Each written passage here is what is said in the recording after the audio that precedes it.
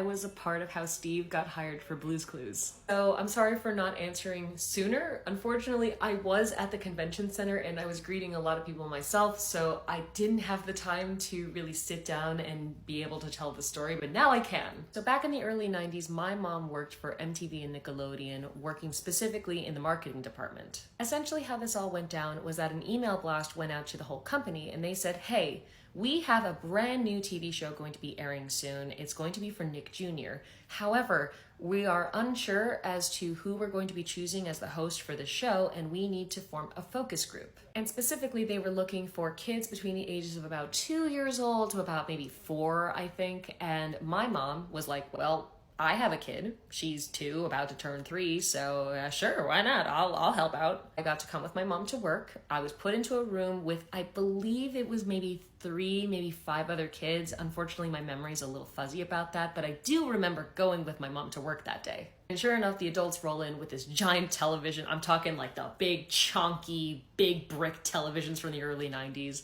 And they had a few VCR tapes. And in those VCR tapes was, sure enough, Steve's audition. And Steve has confirmed this story numerous times before at conventions and as well as in other videos. The last and final round was him and some guy that I believe Nickelodeon was trying to like push forward because this guy was apparently conventionally attractive, blah, blah, blah.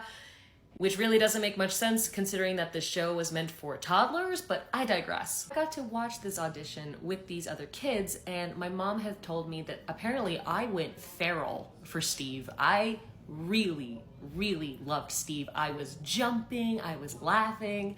I loved everything about him and that audition. When the other guy went on, I just wasn't feeling it apparently. Apparently, like, I laughed a bit, but my reactions to the guy who was competing against Steve was it just didn't compare. But basically, that focus group was the last round. That was the reason why Steve was hired. And I feel so honored that by pure accident, coincidence, whatever was out there in the universe that put me in there, I feel honored to know that my enthusiasm and joy and laughter that Steve gave to me in that focus group was the snowball effect that gave him such an amazing career and made so many other kids learn and laugh and have someone to look up to. Once Blue's Clues actually aired, I watched every episode religiously. Steve was my childhood, the same way Steve was everyone's childhood. That's how we ended up meeting here at Indiana Comic Con, and I held back